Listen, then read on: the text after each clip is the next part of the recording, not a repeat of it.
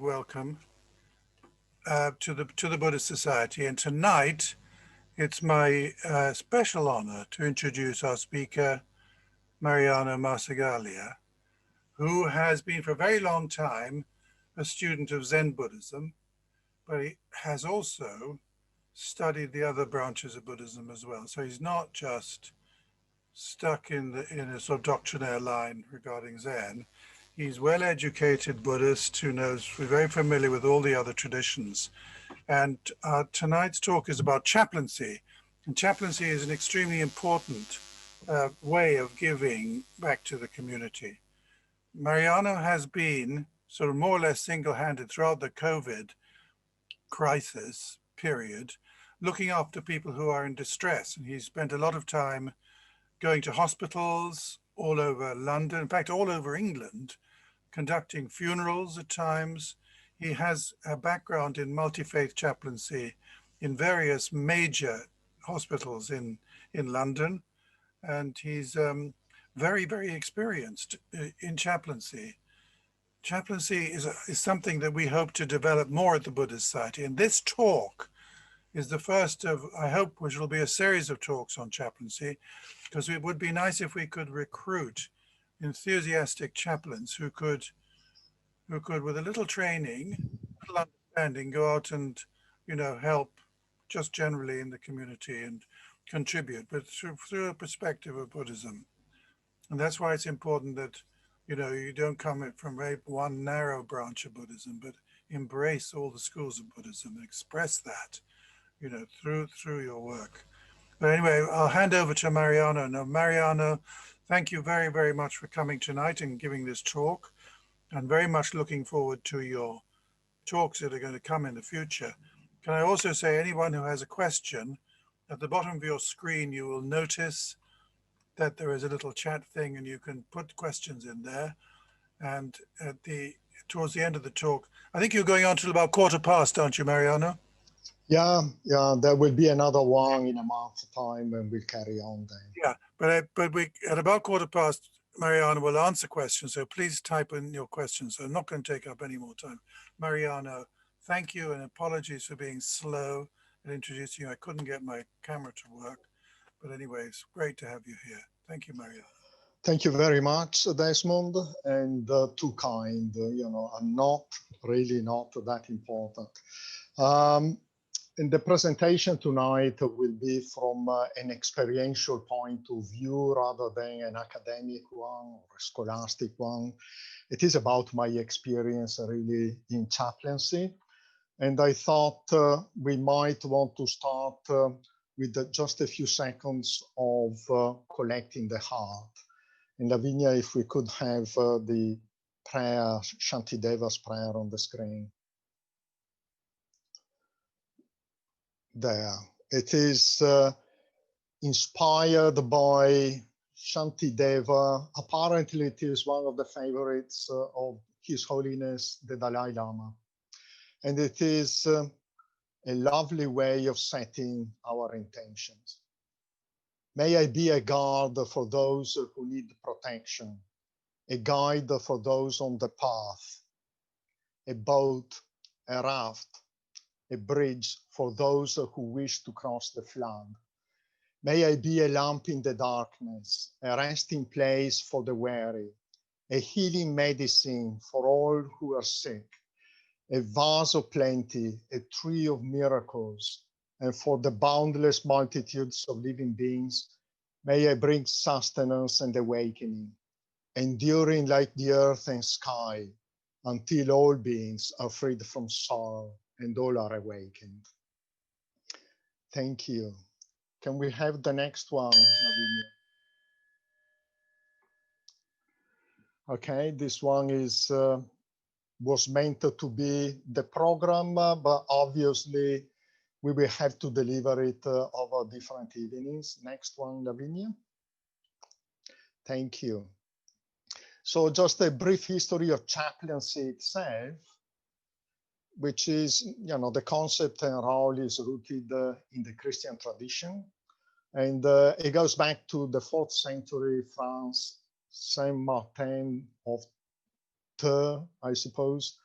Roman soldier. It is a well-known myth, legend. And he meets a shivering beggar in the deep midwinter, and out of compassion cuts his fine cloak in half. And that is the half of the cloak is the capella, which is a diminutive in Latin for a small cape, and gave it to him. And after that, he left the army, ordained as a monk. And once he died, the capella became a sacred relic, and it was guarded by priests at court, and they were looking after the royal family as well. And so they came to be known as Cappellani. So initially associated with the royal courts of Europe, where they would look after the beautiful classes. But things changed later on with the Industrial Revolution, especially sprawling urban areas. And there was a great need for spiritual support for the working classes. We need to say, though, that from 1215, I think, St. Thomas's, the hospital, the one across the river from Westminster, the parliament.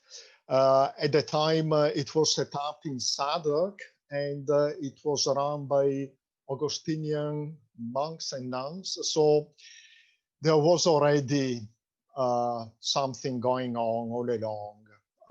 Christian monks and nuns traditionally would look after the sick. Next one, please. And as a concept in Western society, modern society, it is very much in the realm of Christianity.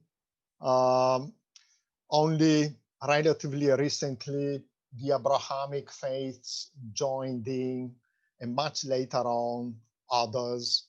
Nowadays, you can expect a chaplain or a chaplaincy volunteer to be either male or female, laying or ordained. They would be accountable to their religious faith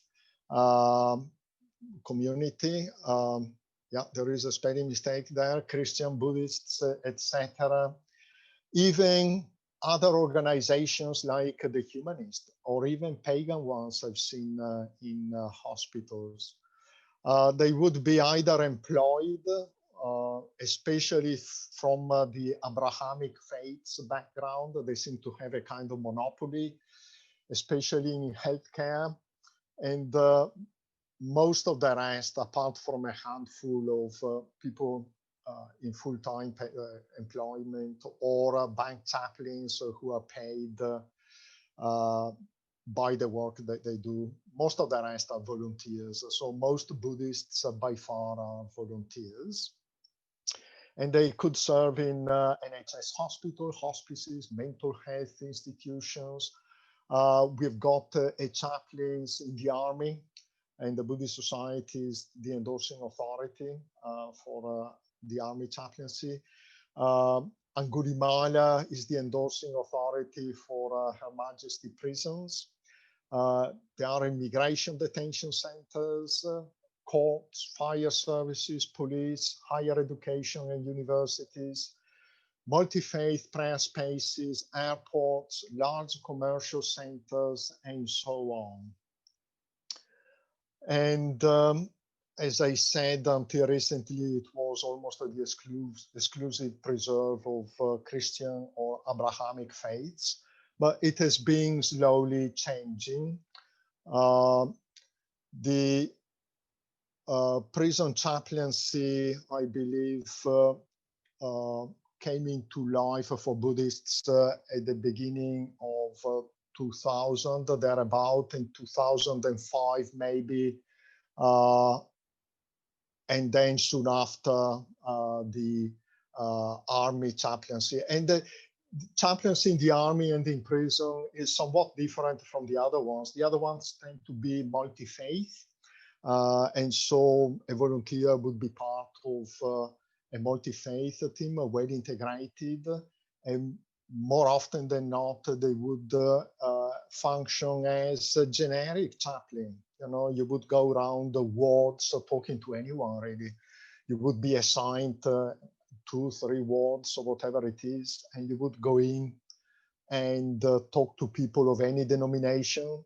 And sometimes that would be enough. They would be happy to just to talk to you, even after coming out as a Buddhist at some point. Some other times it is a matter of referring them back to their ministers or someone of their faith, depending on the situation. Next slide, please. Whereas in prisons and in the army, chaplaincy is very much faith-oriented. And so going into prison, a chaplain is only going to see the ones who want to see a Buddhist chaplain. Okay, there are different types of different layers, if we want to put it that way, of care. We start off with the pastoral care. So on approaching people, it would be about emotional support, help with personal needs and problems, traumas. And it is a matter of being there for them. So we've got to forget about ourselves when we go into the wards, for example, and be there and listen, really listen to what people have got to say. Trying to facilitate the self-healing process. And if there is any advice needed, it comes from a non-involved standpoint, which doesn't mean non-caring. It means we leave out our own biases, our own inclinations, just being there for them. More often than not, that leads into spiritual territory, and it is to do with the meaning, significance, wholeness, integration, self-worth, need for expression and creativity, sense of the sacred, forgiveness, hope, trust, strength, transcendence, felt sense of connectivity with our ground of being, our experience, and others. And even though we are from different traditions or even different faiths, and maybe the other person does not belong to any faith at all, it is still a ground where we can easily meet. It is a matter of quoting our language or possibly adopting their own language and symbolisms while talking to them. It is no use of me talking about the Buddha to a Muslim. I need to try and talk to them in a manner that they can relate to. And to the point where nowadays, for a number of reasons, because people nowadays do not just stick to one faith. A lot of people actually, in the global village are becoming a bit more familiar with other faiths and other concepts, maybe karma, maybe a rebirth or whatever it is. And even though they are primarily Christians, they don't mind adopting other bits and pieces from other traditions. Yeah, and so that is one aspect of it. And the other one is some of us come originally from a different background. I was raised as a Roman Catholic, being Italian. I was for 6 years in a seminary. I was an altar boy at 6. Latin was the language at the time. And so in the course of deepening my familiarity with the Buddhist path, slowly I came to see that Christianity is not far away. And it is saying things in a more symbolic manner, perhaps. But I was able myself, to revisit my Christian upbringing and make sense of it through Buddhism, which is nice, because then the sense of split between the first period of my life and the latter part is not there anymore. There is continuity. And that enables me also to talk to Christians and people who might believe in a personal God in a manner that they might understand. We can go into that later on. Next slide, please. So multi-faith chaplaincy, we said. And in order to be accepted in multi-faith teams, we need to be a person of good standing in our faith community. And the Buddhist community is very fragmented, I must say. Unlikely the Catholic one or Church of England, where the dioceses maybe would be the endorsing authority, and it is a hierarchical structure, and the NHS can rely on those to recommend anyone or be their endorsing authority and so on. The Buddhist community is much more fragmented. And even though we all love the Dalai Lama and some other figures, Thich Nhat Hanh and so on, but we don't quite report back to them. And so traditionally it has been well-established organizations like the Buddhist Society, who has been around since 1924 and has had a steady connection, stronger connection with central government. It is organization like the Buddhist Society that step in and provide that kind of endorsement for the would-be chaplains. It is very much the case with the army chaplaincy, and informally also with the NHS chaplaincy in my case, and schools, SACRES, membership, standing advisory councils on religious education. We'll cover that on another occasion. And we need to be well established in our practice. Yeah. We need to go for refuge in the three jewels, subscribe to the precepts as applicable. Different traditions would have more or less, you know, there might be the usual five. Some of them would go for bodhisattva vows as well, and there would be the paramitas and so on. But, you know, within our tradition, we need to be well established and known to some group, so that they can vouch for us in time of difficulties as well, because difficulties do arise. You know, working in a multi-faith team and working with patients who might be upset, might be confused, there is a room for all sorts of problems. So we always need to be very careful the way we step. And the Dharma practice need to be self-sustaining and spiritual nourishing, because we are not just there for ourselves, we are there for others as well. And unless the Dharma practice, the daily life practice, keep us afloat day in, day out, unless it is a joyous walking the way of the Buddha, then the danger is that being faced with a lot of grief and pain, we might actually start feeling it ourselves and be overwhelmed by it. There is a lovely story in the Zen tradition, and it is one of those which are talked upon by Roshis during their formal talks. And it is about the Bodhisattva going down to the deepest hell and be able to play around there as if it was a playground. And my young teacher got very upset when she heard it the first time. I think it was Sessho Roshi who actually expounded on it. But then she understood later on, once the teacher said, because you see, unless when you are down there, you can maintain your sanity, unless you can maintain your joyful presence, and unless you can inspire people down there, you are just going to become another inmate down there and add to the pain and to what people are already suffering. You're not going to help them. And so in a little way, it is the case with us as well. We need to be well rooted in our practice in order not to add to suffering, which is already there. And we need to subscribe to the 5 when, in my case, they have become 6 now. I expanded to the last one.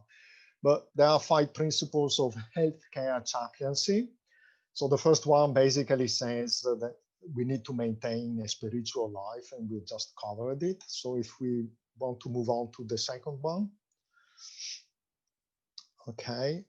And a chaplain must not proselytize.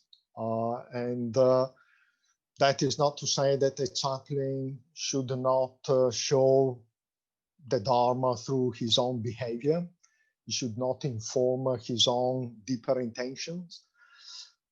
That is fine, but we should be there for them and adapting whatever we are going to say in our communication to their narratives, to their way of seeing things, so that we are able to actually help them, especially in the case of minors, incapacitated people. Some patients are keen to actually discuss issues with the Buddhist. They are curious, and that is fine. But it is always a fine line to be treaded, because it can easily go wrong. And so we need to be extra careful. The chaplain should be ecumenical in approach, dealing with different traditions. I remember once going into St. Thomas's, and I was sent to see a Buddhist. No one knew what kind of Buddhists. And the person turned out to be from a Nichiren tradition. And she had been informed by the old Japanese narrative, maybe, and they didn't have a great opinion of Zen Buddhist. And when she asked me where I was from, and I said that I was a Zen student, she just burst out, "You little devil!" At that time, it is when you got to hold your cool, keep smiling, keep being friendly, holding hands maybe.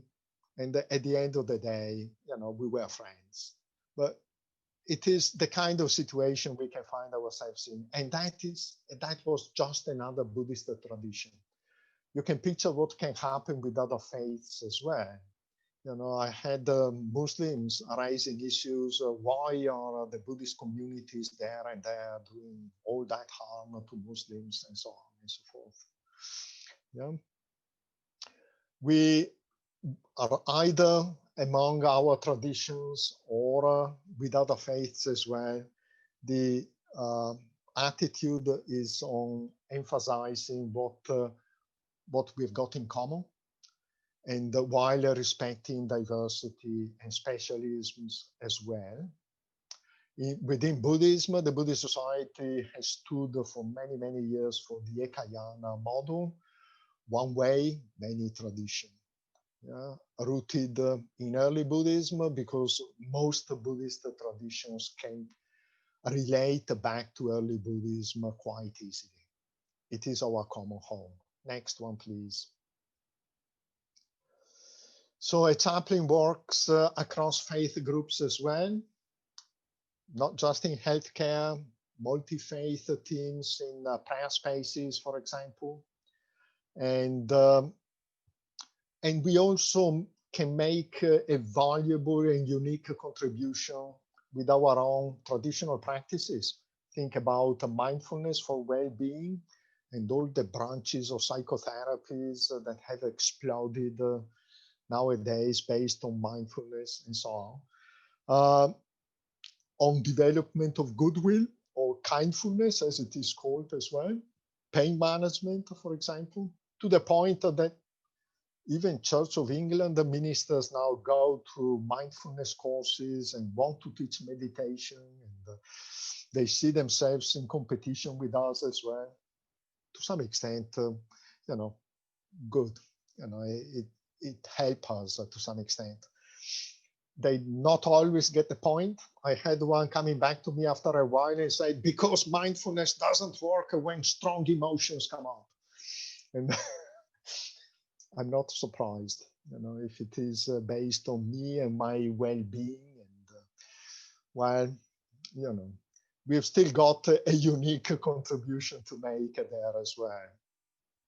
And chaplains are meant to keep their skills up to date, which means continuing our professional development. If we belong to a well-established faith, they would look after the chaplains, but especially in our case where we are so fragmented and the Buddhist Society has got so many other things to think about, it is down to the individual to keep up to date. It is a personal responsibility, even when we are just volunteers. More so if we are trying to become professional chaplains. And part of it is reflective practice, which could be a point in its own right. And the reflective practice is about being clear about our own motivations, first of all.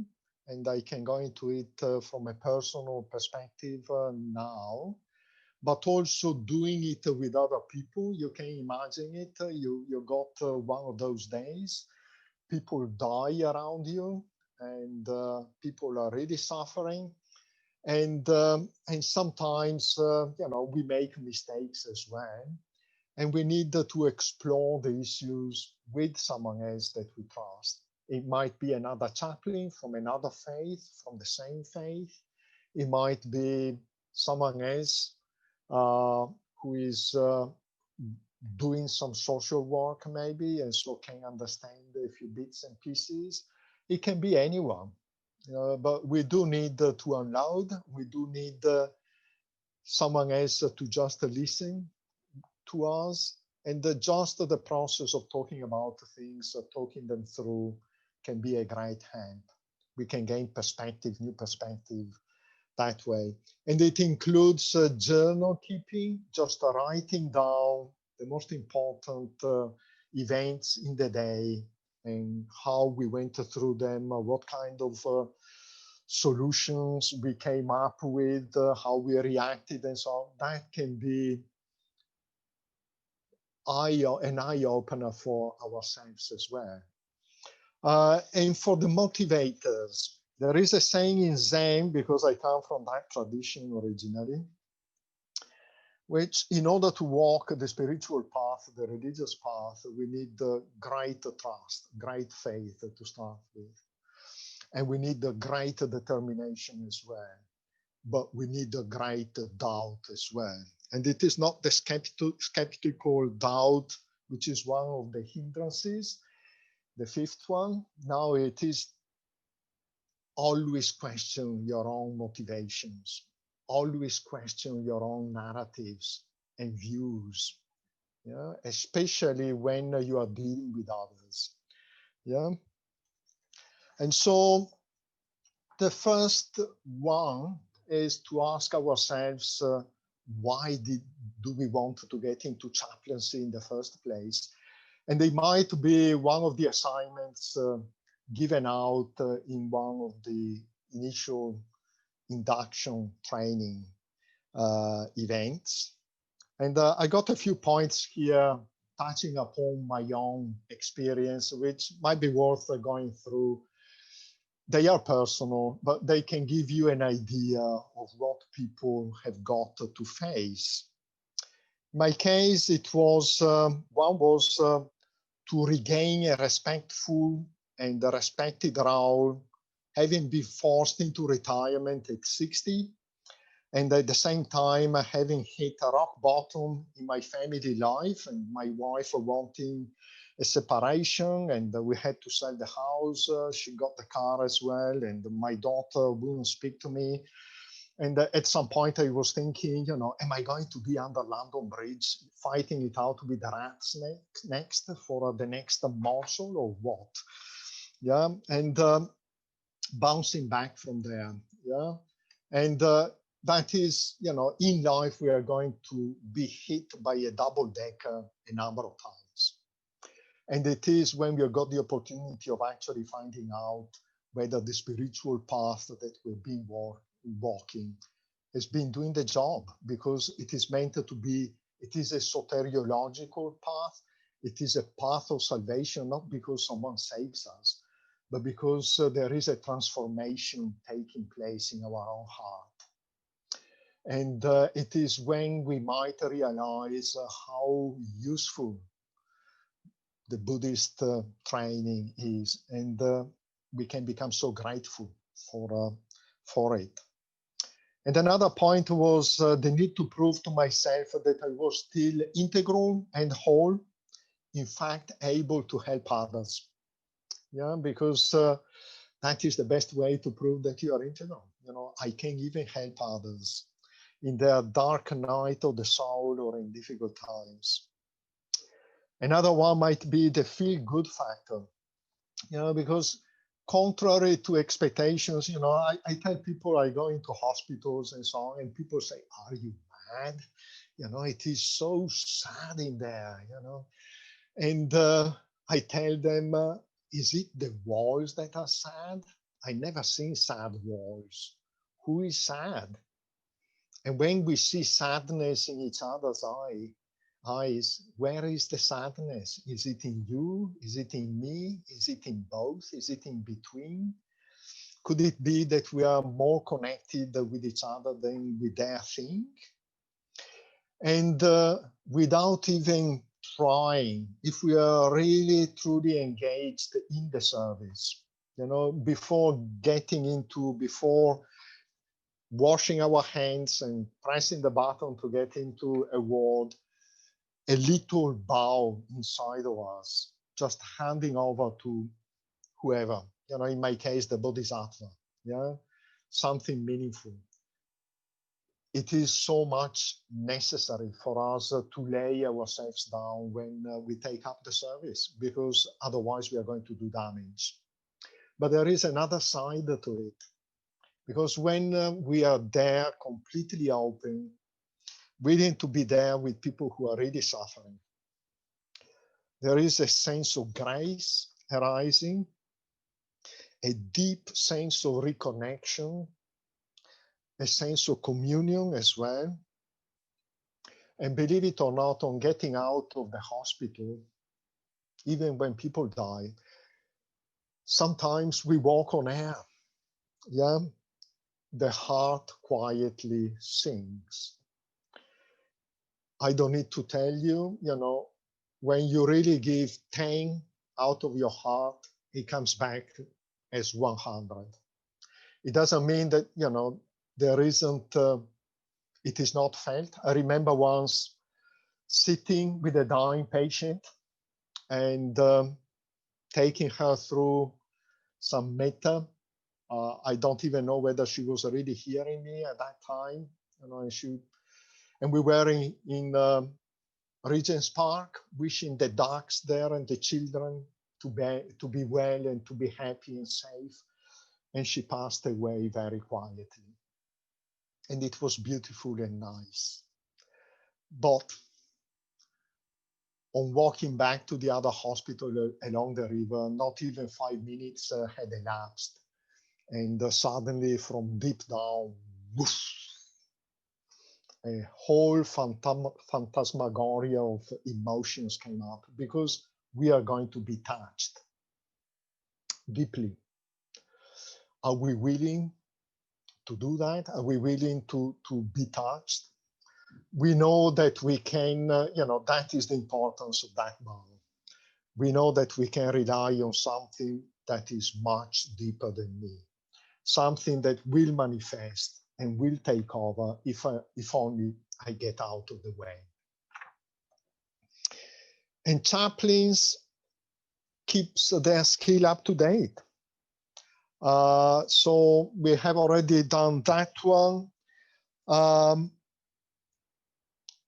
Another point in the motivators for me was to fulfill the call to ministry. I had been in a seminary for 6 years as a teenager, and so there was something growing there. There was a feeling for ministry. And when Mariano was kind of forced to retire and had to change the lifestyle and everything, Mariano #2 came out with a vengeance, wanted a share of the action. And it was amazing actually to see the new version of Mariano, coming out with confidence as well, just doing it, doing courses, talking to people he had never met before, and with an accent as well, because sometimes we get a frosty reaction as well, even go back to your country, even though I am a volunteer, And that was part of it as well. There was another side of me, a shadow that wanted to come out, and has had his fair share of attention. But interestingly enough, after that, it has subsided as well. Becoming a minister is, in the eyes of others, yes, it is an important role. And if you're dressed up properly, and I can show you now, this one is one of those short stoles that I might use when delivering perhaps a religious care. Another one is this one. And they are not coming from any bishop or cardinals. They are the Shikoku pilgrims stoles. And I have started seeing myself more as a Kalyana Mitta these days, not as a minister anymore. The shadow has had a chance to express itself, but now it doesn't really make much sense. We are walking on the path all together. We are all pilgrims in actual fact. And for many traditions, it doesn't really matter whether you are ordained or not. At least half of the Buddhist population, Nichiren, Soka Gakkai, nowadays, they don't have ordained ministers at all. And it is more a matter of we are following the ones who have been walking before us. We are following in their footsteps. And we are following alongside others. And behind us, we've got others. And it is a matter of giving a helping hand where it is required, not forcing it upon others, just being available.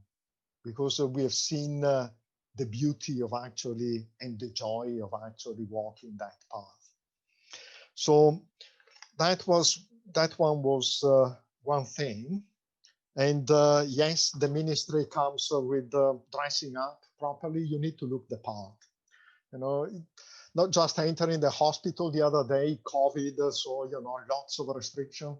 I had the good sense of putting a stole, well visible, and a few badges, NHS one, and the security guard almost apologized, pulling back and making room for me, And if I am well shaved and wear a white shirt and dark trousers and look the part, even on the underground, people, offer me a seat, And if you play the part, people are waiting for you to be it, especially in the wards. When, we go into the wards and talk to people, they wish you to be the part. They encourage you to be the chaplain. In Italy, we have got a saying which goes something like, if they make you a pope, you better behave like one. It is a bigger responsibility, and it is a shared one. We don't go around the street showing our bum to anyone, but when we go to the doctor, we do, because the doctor is their own, is not a person anymore. And it is the same in chaplaincy too. And so there was also the call to ministry had another side, which was the call to service, coming from the heart. And that has not disappeared. It has been informing my walking the spiritual path, it becomes obvious at some point that it is not about me at all. And service to others is just another way of taking away the attention from me. And it opens the heart, it reconnects us to others and to our ground of being as well. Because the moment we give ourselves wholeheartedly to what is required of us right now, be it the washing up or listening to someone, there is no separation there. We are at one with our own ground of being and with others as well. It is magic when that happens. And another motivator was pushing the limits of my comfort zone. You know, I've grown up in a very large family, and I will come to an end pretty soon because otherwise I will overshoot. And I had to fend off for myself from an early age. And so there has been that sparing drive inside, forcing me to break all the comfort zone boundaries constantly in order to prove to myself that I would survive. And the last one, if I can say so, the need to play out the story of the hero who goes into the wilderness to rub noses with the dragon and come back with the elixir of life, and to relieve suffering around me, because it painfully reminds me of my own suffering. And I better stop there and allow for questions now. We'll carry on next time with the other slides. Sorry about overshooting. So thank you, Mariano. That was a very, very good talk, and it was very comprehensive. You covered a whole huge range of subjects, both for feeling things and also a lot of cognitive kind of facts. I thought it was a lovely talk, and thank you very much. You gave us a very good flavor of what the whole thing of chaplaincy is about. So thank you very much indeed. Mariano, there are a few questions here. One of the questions is, will these slides be available? Of course. The ones that came on, where will you put them? Well, they will be available to the ones that show some interest in getting involved. It's in some way, manner.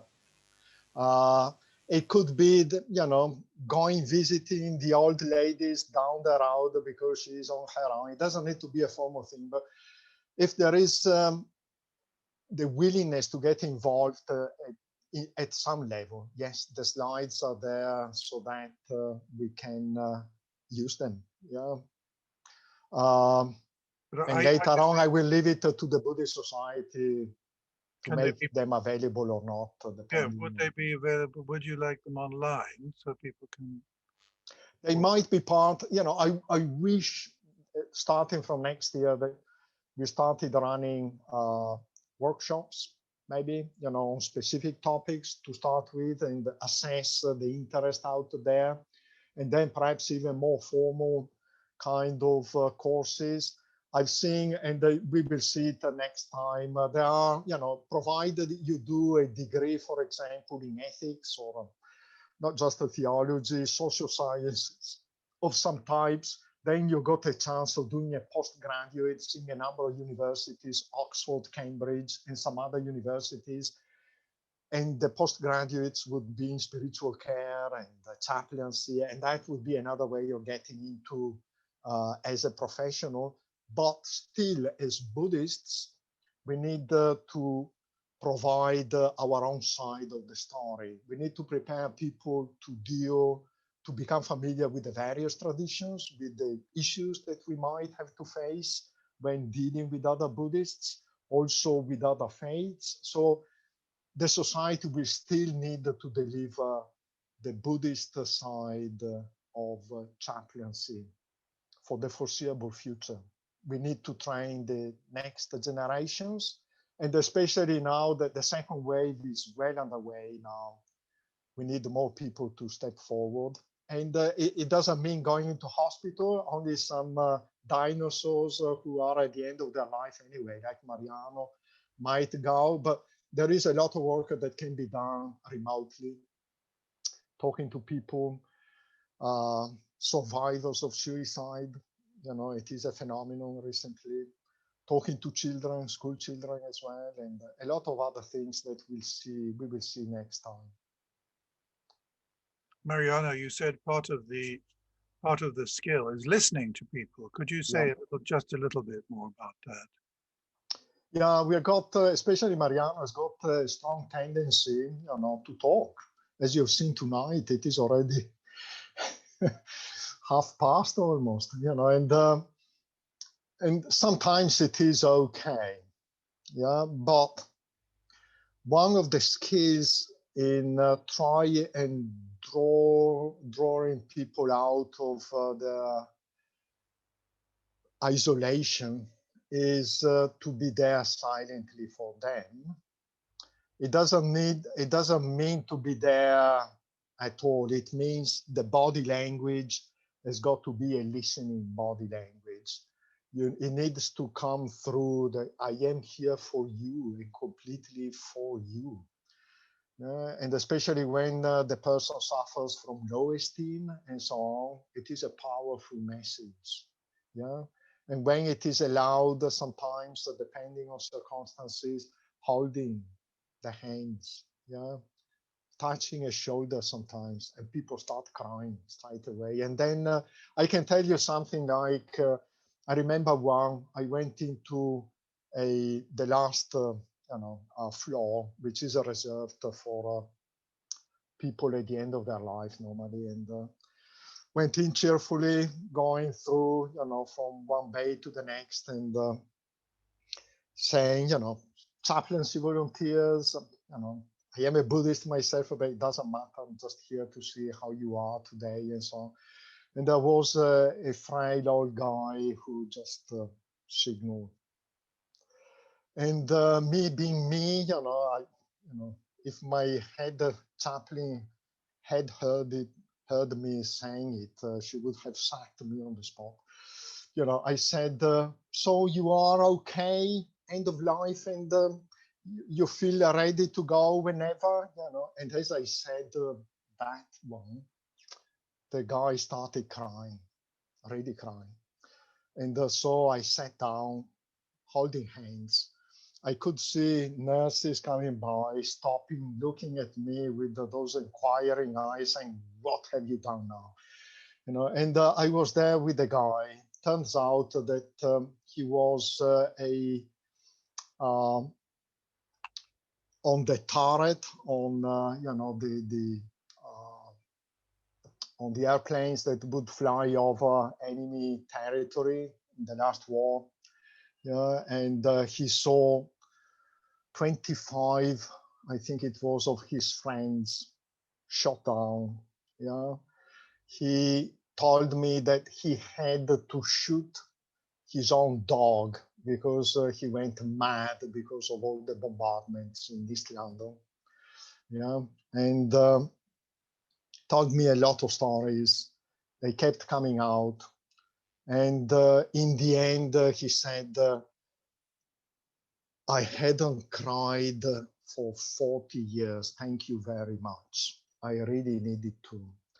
And now, please, can I see the vicar because I want a Holy Communion before going. Yeah, job done. A very beautiful story. Yeah, sometimes we tread a minefield.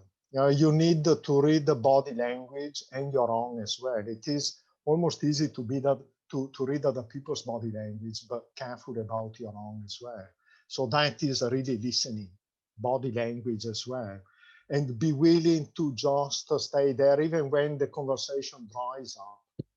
If you stay there for a few more seconds, more comes out. Yeah. Mariano, I'm conscious of the time. Yeah. Quite a few questions here. This is a very specific one. Dear Mariano, I'm an ordained monk in the Tibetan Kagyu tradition. Wonderful. I've served as a chaplain in my local hospice, and I've always wear my monastic robes. And most patients react very positively. But the administration have asked me to wear full PP for personal protection Yeah. gear, and I don't feel comfortable with this. What should I do? Wear it, because it will save lives, including your own.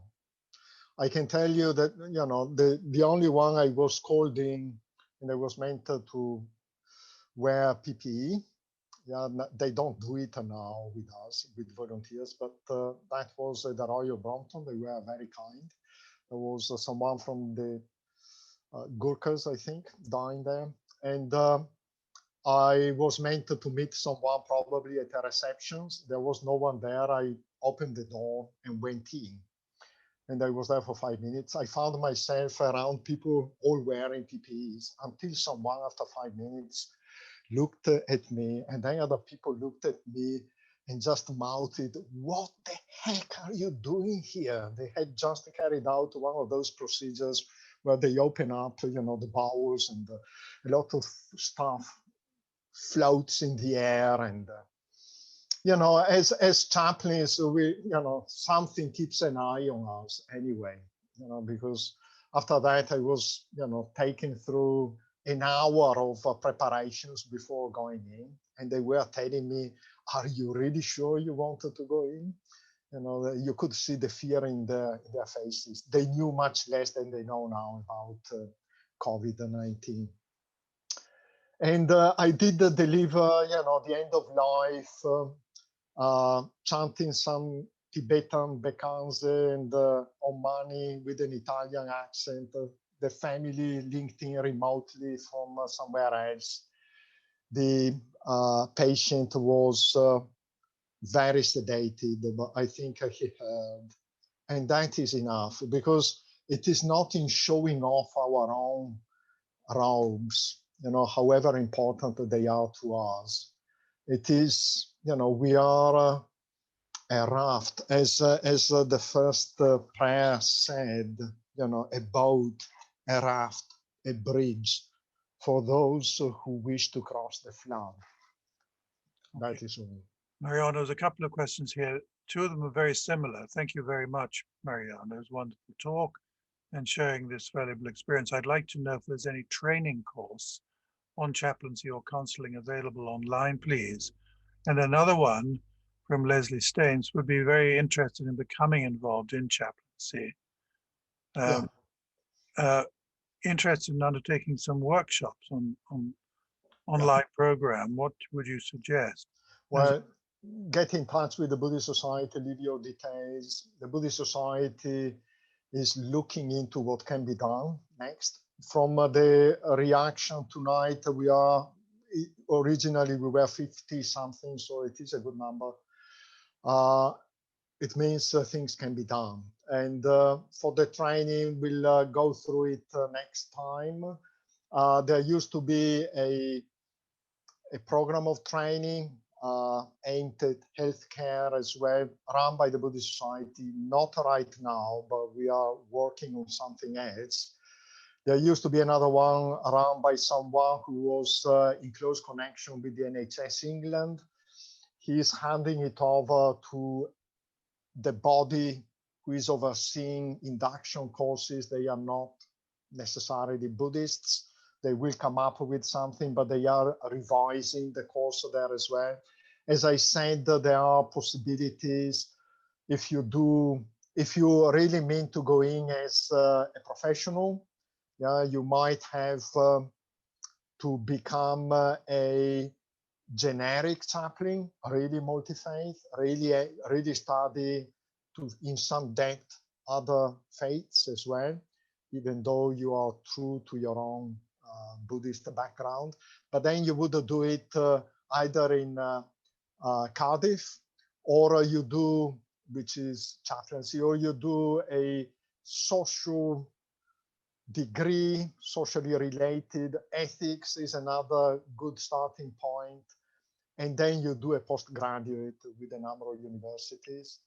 I would definitely recommend that you stay in touch with the Buddhist Society, because there is the Buddhist side of things. It is, to us, you know, it is how to be a Kalyana Mitta, yeah, a good friend in Can I Pali. just say that with the Buddhist Society has always been interested in actually Yeah, running yeah. a proper chaplaincy program. Anyone wishing to help, whether informally or not, wishing to be there for others, be giving some material whenever they request it, because they are, as I said, you might be ringing people around who are lonely or whatever. That is fine. That is being a Kalyana Mitta too. And the Buddhist Society is always going to be there for all of you.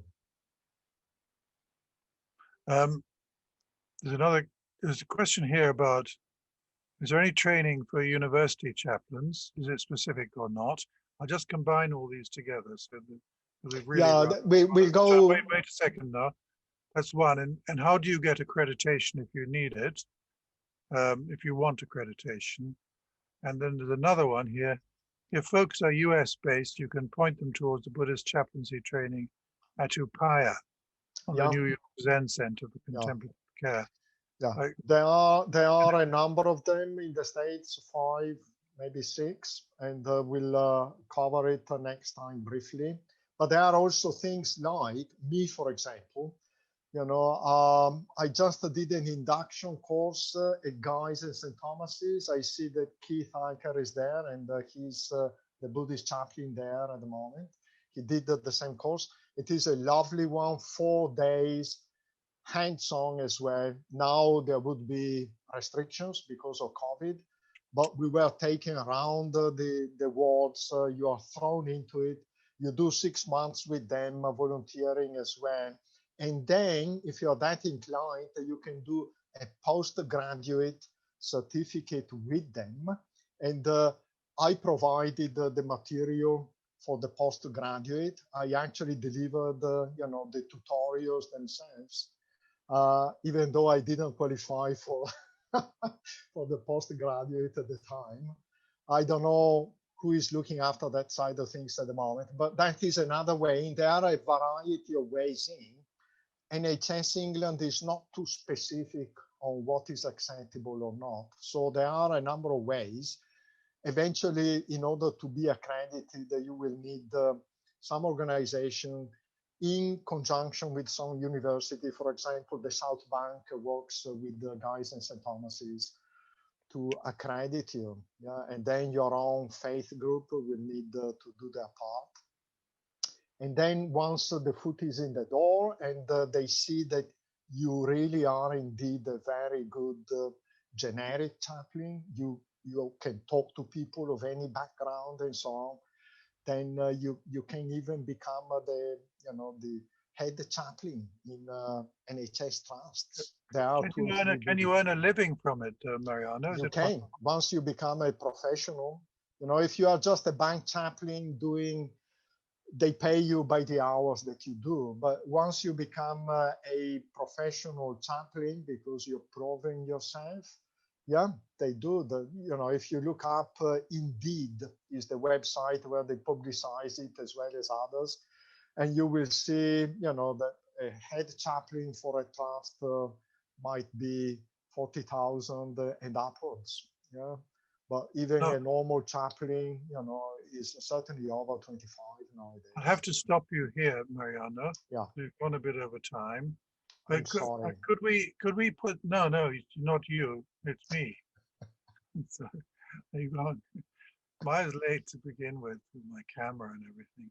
But Mariano, maybe on the Buddhist Society website, we can put a thing for chaplaincy and maybe put your slides up there. And then you can post. When is the next talk? It is the 25th of November, I think. And so we cover the second part of the introduction, which is meant to be a taster for what we would be doing next year with the help of many other people like Keith and some others, maybe workshops, specific things. Yeah. We'll see, but there would also be a third one on religious education, becoming a speaker, going into schools, talking to children. We need to be prepared. There is a a DBS certificate enhanced that you need to get. You know, there are all sorts of protocols to be respected. You know, what you can say and do and what you can't, and so on and so forth. So we need people to deal with schools as well and talk to children of all ages. You know? And they are so interested in children. You know, the I think little one. it's obviously a very, very rich field, isn't it? And I think if there is enough real interest from the public or from lay people, then we will start a proper course. And we've always wanted to do that. But we need to get that there are enough people who really want to commit to it. And we will put money into it and work towards helping people train in that. But Mariano, can I thank you? Can I thank you all very much for attending this talk? And Mariano, also to you for all the work you've done for the society, and also for your very splendid talk tonight, which is very, I think, very inspiring, and I think it touched many of us. So thank you very much, Mariano. Thank you. Good luck. All the best. Work, and see you. So hopefully we'll be back together again on the 25th of November. Thank you. Thank you.